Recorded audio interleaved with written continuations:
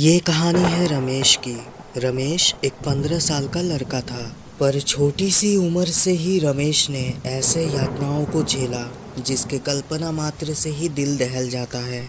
कुछ दिनों पहले की बात है। मोहित यार, मैं कॉलेज गया था, पता चला तू हमेशा के लिए इस गांव को छोड़ के जा रहा है, पर तूने इस बारे में मुझे कभी बताया भी नहीं है। भाई मोहित देख, अगर तू चला गया तो मैं अकेला पड़ जाऊंगा यार। भाई रमेश, अब तू ही मुझे बता, मम्मी पापा हमेशा के लिए ये गांव छोड़ के जा रहे हैं, तो क्या मैं अकेला इस गांव में रहूं? मैं कुछ नहीं कर सकता मेरे दोस्त।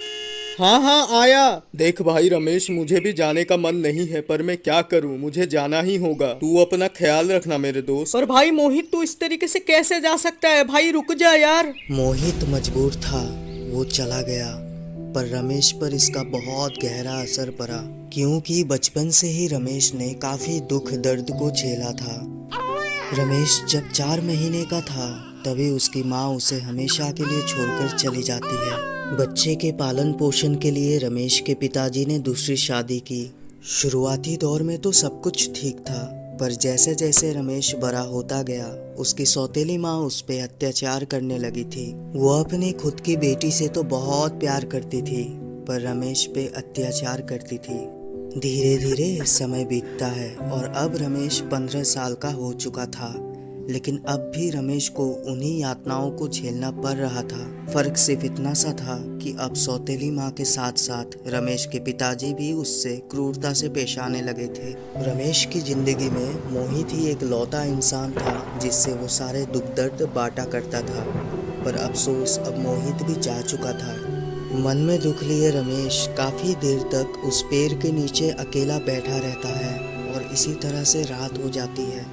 रात होते ही रमेश अपने घर के लिए निकलता है, पर रास्ते में उसे कुछ अजीबोगरीब आवाजें सुनाई देती है।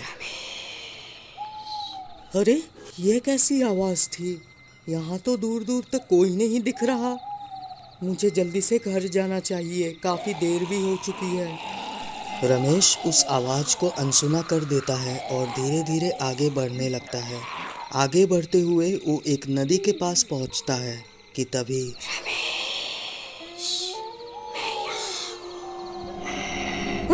अरे हर कौन?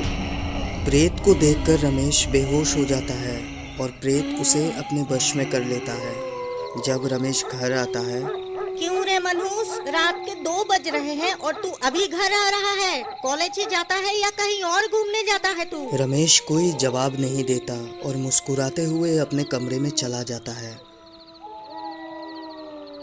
रमेश अपनी चारपाई पे बैठा हुआ था कि तभी वो प्रेत उसके सामने आती है।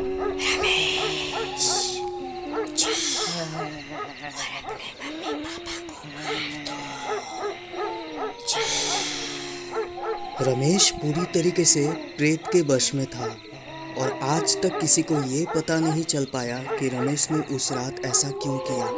उस रात रमेश अपने घर के सारे दरवाजे बंद कर देता है और घर में आग लगा देता है। उसके मम्मी पापा घर के अंदर ही थे।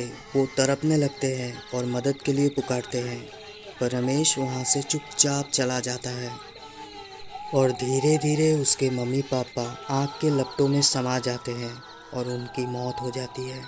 आज तक रमेश का कोई पता नहीं चल पाया है कि वो अब कहाँ है, पर एक बार उसे जैसलमेर के आसपास देखा गया था।